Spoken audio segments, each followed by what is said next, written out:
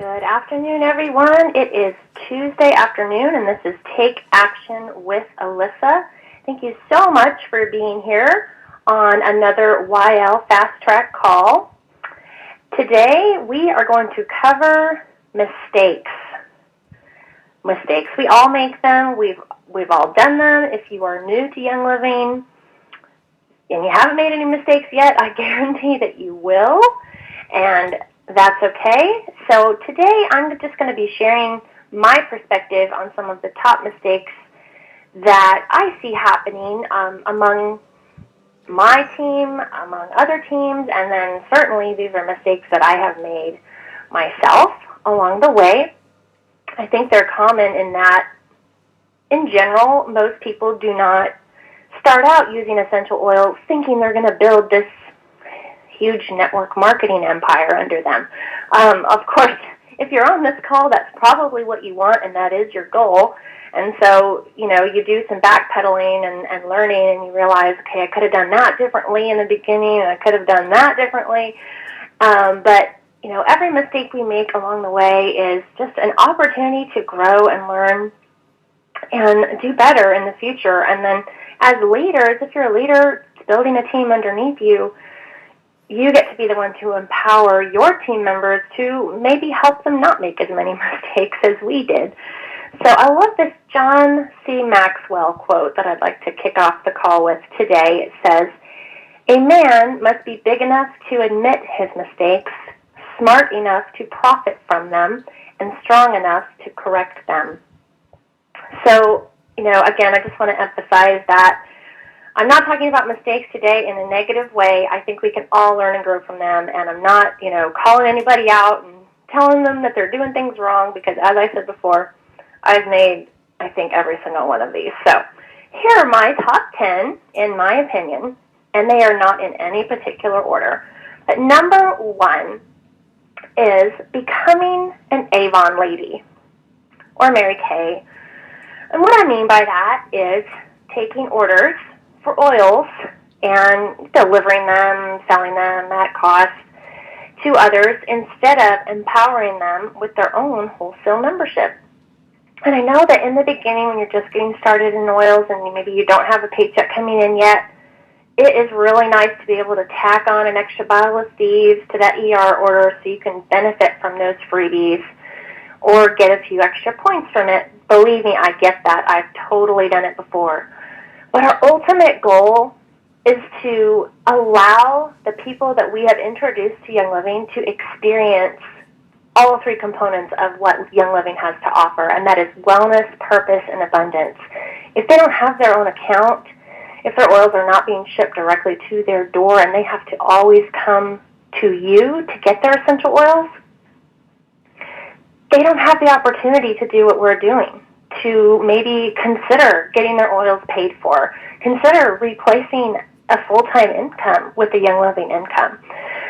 So I think when we're doing that for people, we're letting them try out oils, it can be beneficial to, sure, order them 1 or 2 bottles if they're very, very hesitant to getting a premium kit.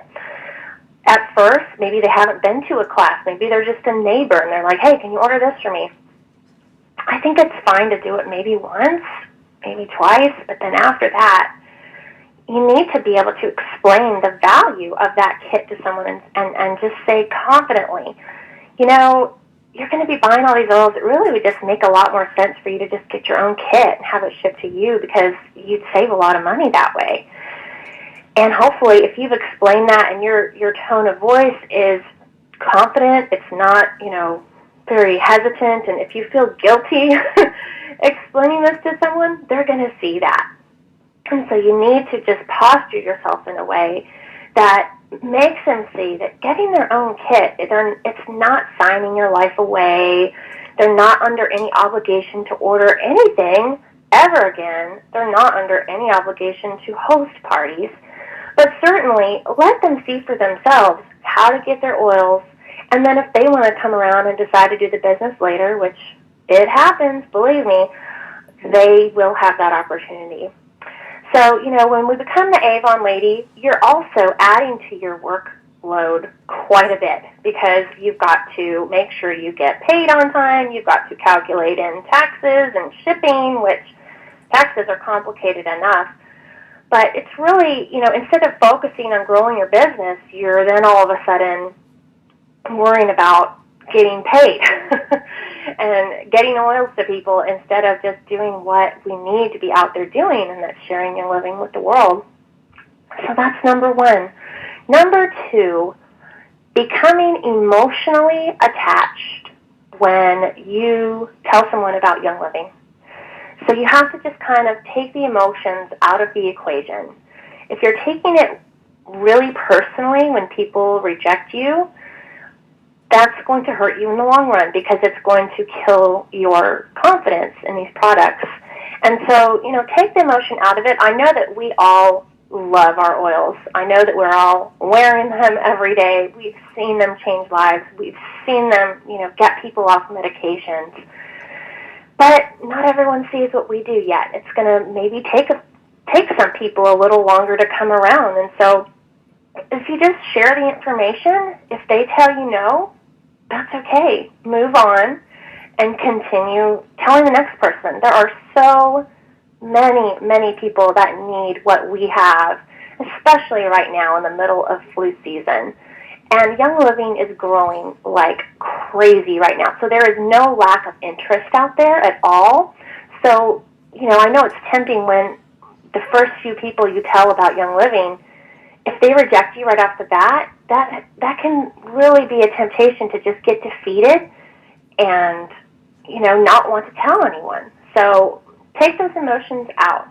Our warm market, and the warm market being our friends and our family members, they can be our own worst enemy because it's common practice to share what we know and what we have with the people closest to us, those family and friends. So when you experience rejection directly from the very people whom we least expect, that can be pretty hard to accept. It can kill your enthusiasm, and the negative reaction can create self-doubt, especially if you are just starting out in Young Living. Some people, they get their family and friends on board right away. They have no problems doing that.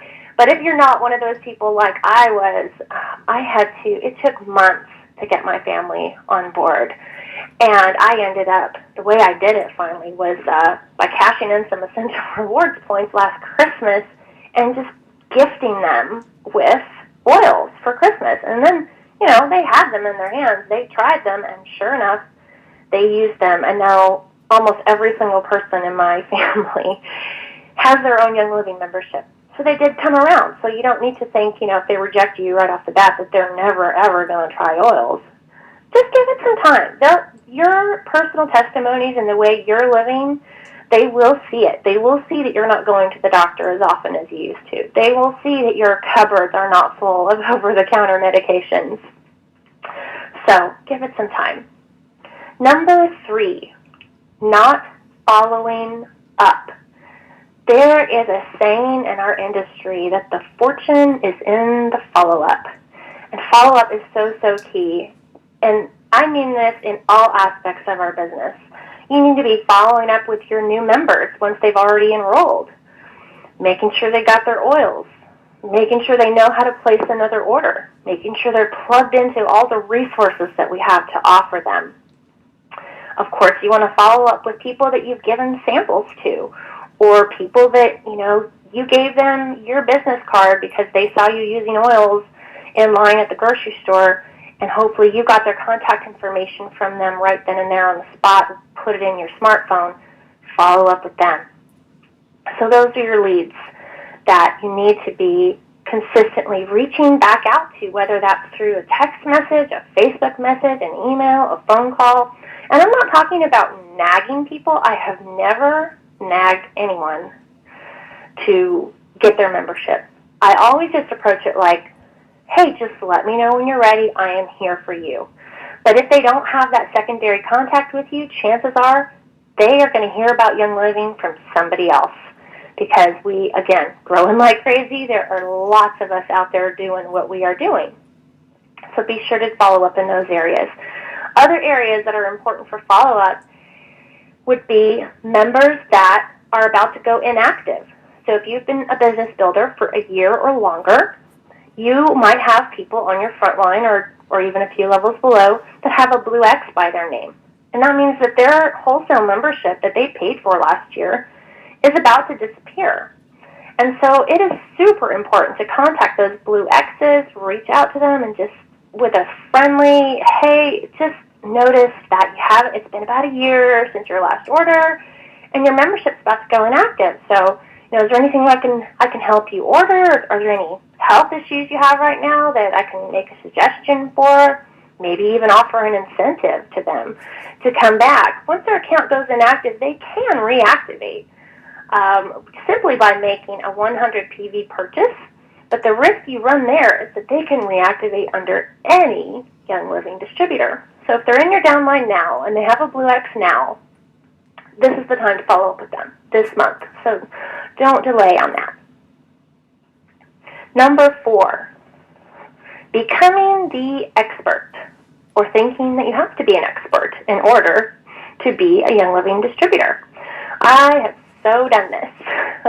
Last year, for months, I was so scared to teach a class by myself. And I thought, well, I need to, read the whole EODR before I teach a class, or I need to have a certain number of oils. I put all this criteria on myself that was really just impossible to meet.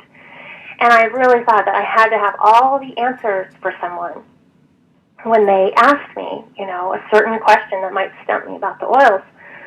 But I finally, just by learning our industry, and this is just a very common suggestion by a lot of network marketing professionals, is don't be the expert. There should be many times when someone asks you a question and you say, I don't know, but I can find out for you. And you refer to a third-party resource.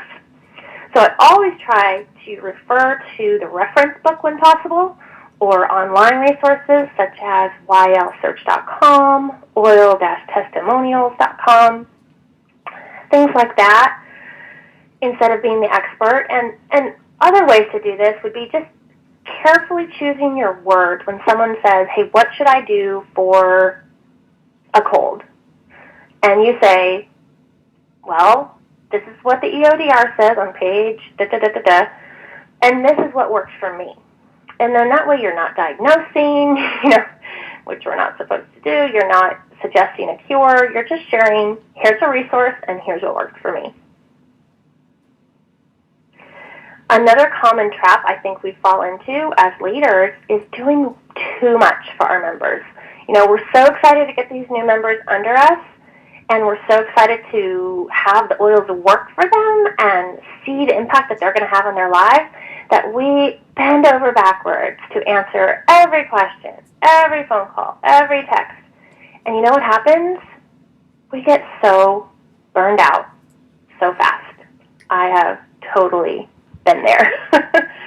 And now I have found ways to avoid that. And that is by empowering our members instead of enabling them.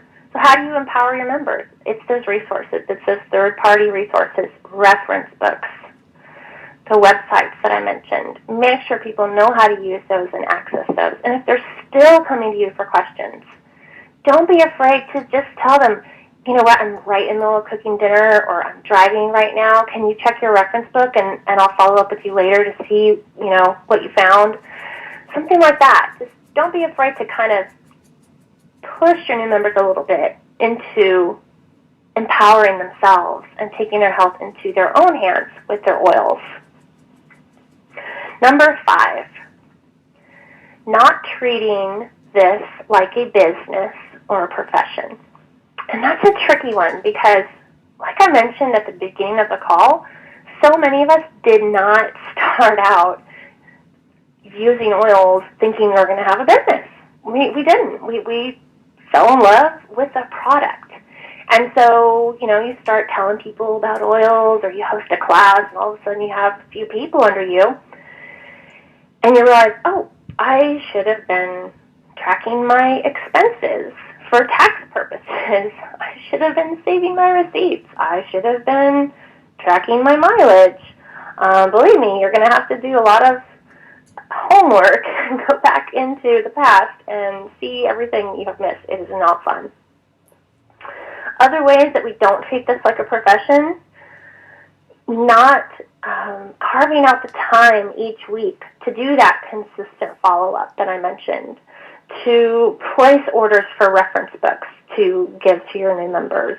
Just simple things that turn this from, just a hobby here and there to, I'm going to take this seriously. I have goals that I want to meet. I want to, make this rank by this time. When you don't treat it like a business, you're not going to get paid like a business. It just won't happen. It's not going to build itself.